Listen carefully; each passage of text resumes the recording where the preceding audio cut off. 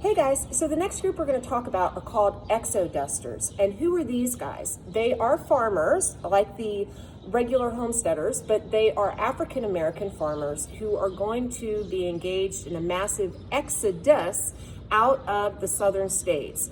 They start really going from Louisiana first, but they're going to come from all over the deep south regions, including leaving Texas.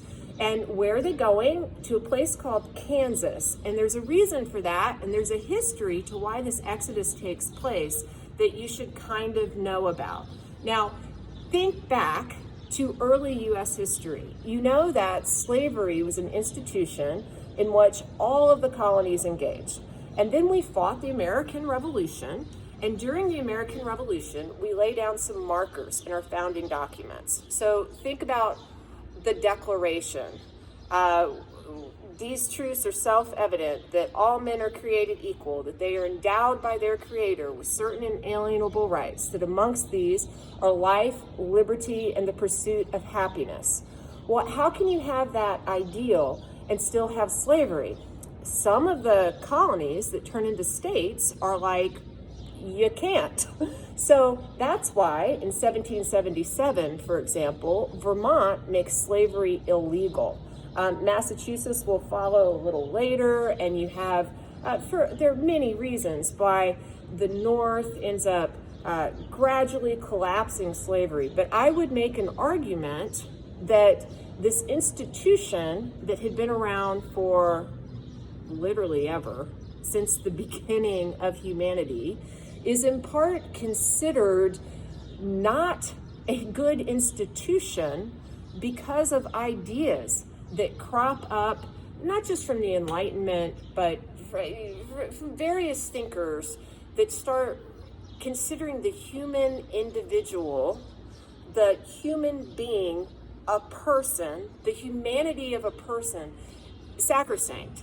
And when you say things like all men are created equal by their Creator, you have a hard time trying to turn a man into a slave. Now, the southern states do it. There are a lot of reasons for that as well, partially because of labor needs, partially because of great rationalization. What do they start doing? We have something called chattel slavery. We decide that, well, black men and women are not really men and women at all. They're property only. So they're not really created equal because they're not really on the same plane. This is kind of like if you've ever read 1984, which is a classic book by George Orwell, and you have this concept of 2 + 2 is 5. The party that is in charge, Big Brother's government, makes Winston, the main character in that book, believe that 2 + 2 is 5. We all know 2 + 2 is 4, and we all know that slavery is wrong. But in this context, it was rationalized because it was useful. So this leads to slave societies being created in some of the southern states, in what is actually referred to as a cotton belt, especially, and slavery slowly phasing out in the northern states, in part driven by ideals about freedom. So eventually, a rupture is going to take place between these two regions, and we're going to have a civil war. So in the antebellum period, you have slavery, which is a legal institution in the South. It's slowly phased out of many of the northern states. The argument was not over slavery in the South. It was over expansion of slavery to the West. If anyone ever tells you that the Civil War wasn't about slavery, then they haven't really thought very much about it. It was about slavery. But it wasn't just about slavery. And what do you mean by slavery? Even Abraham Lincoln asked this question. He's like, in his second inaugural, we know the war was somehow about slavery. So it's even that, like, Civil War history is fascinating. But even that, we can't, I've got to just kind of blur past. We fight the Civil War in part over a question of union and whether or not states can secede, and in part over what the federal government's powers are in conjunction with slavery. And about a couple years into the war, after a battle called Antietam, the Emancipation Proclamation is issued, and Abraham Lincoln starts making it more explicitly about freeing the slaves, which is a good thing, right? So at the end of the war, we have the Reconstruction Amendments are going to be passed. The 13th abolishes slavery. And I actually have a small video on the Reconstruction Amendments because you might not know anything about them, and they are extremely important. So I will have you watch those as well. But right now, for our story about the Exodusters, know that we abolished slavery with the 13th Amendment, and after the war, we go into a period called Reconstruction. And this is fraught with all kinds of issues. But I will say, Andrew Johnson, who's the first Reconstruction president and is not a very good president, he's the first who is impeached, actually, though he is not removed from office. He is no friend to the slaves. Ulysses S., or the former slaves, the free men. Ulysses S. Grant, who had been a very famous general who becomes president, is a friend to the free men. And in the South, what you had happening is a lot of the people who fought on the side of the Confederacy are trying to reestablish a white order, like a hierarchical, color-coded order. And what they do is they use things like black codes, which are laws that create these weird sort of situations in which you're treating black people much differently than you're treating white people. And Ulysses S. Grant also sees that you have homegrown terrorism, really. You have the rise of something called the Ku Klux Klan, which is going to be the paramilitary arm of the Democratic Party in the South, trying to use intimidation to restructure society to how it had been.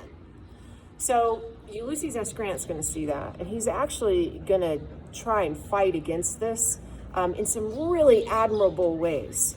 However, there were some problems with the Grant administration. There was some corruption, and it didn't have anything to do with that. Grant surrounded himself with some guys who weren't especially admirable, and it destroys his presidency, and he gets some really bad press too. That guy named Horace Greeley that you need to know, who said, "Go west, young man." Horace Greeley is going to be in charge of a newspaper, and he's going to be an enemy of Grant's, and he is going to kind of write Grant's legacy for a while and say that Grant is nothing more but this corrupt guy. So be careful when you read the narratives. You have to look at, okay, does that narrative, is it self-serving? Horace Greeley, in the time period, if you read one of his articles, that would be a primary document.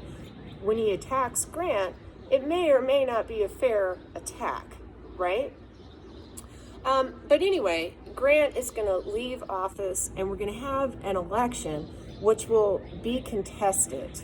You know that we have a system in which the Electoral College is more important than the popular vote. And interestingly enough, there was some concern about some electors in a state called Florida, and they couldn't decide who won.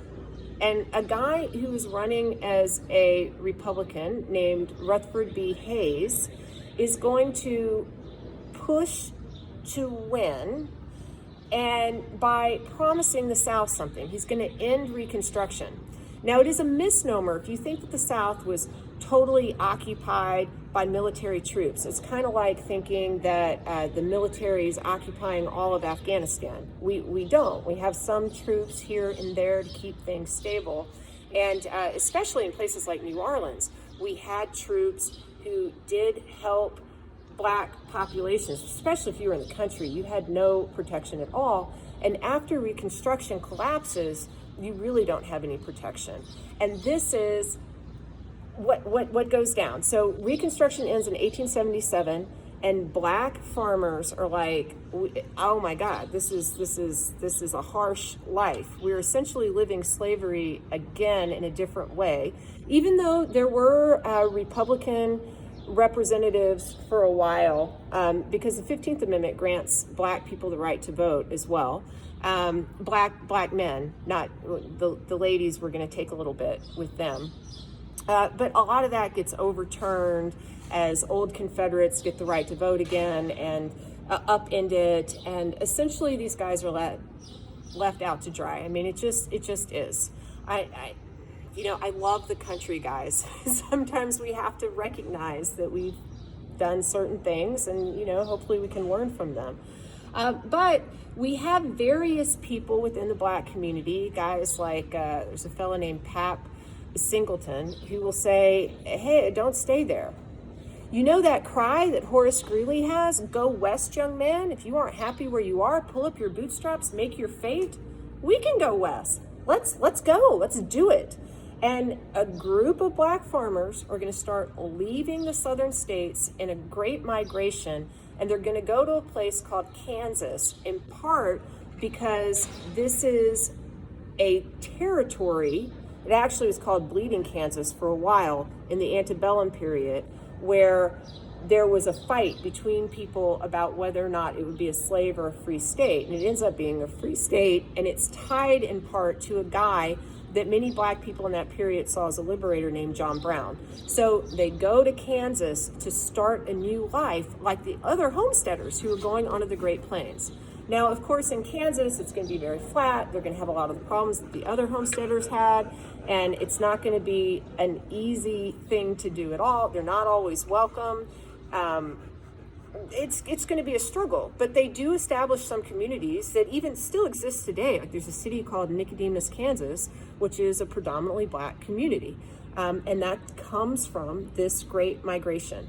Now, you can easily remember the Exodusters because they are engaged in an exodus, and that comes from the book of Exodus in the Bible, if any of you guys went to Sunday school. So that's about the slaves leaving Egypt. Now, keep in mind, these were free people. Slavery was already done, but we have some things going down in the South that don't give them a good shake, and we will talk more about that as we go along in the class. So, Group 2, Exodusters.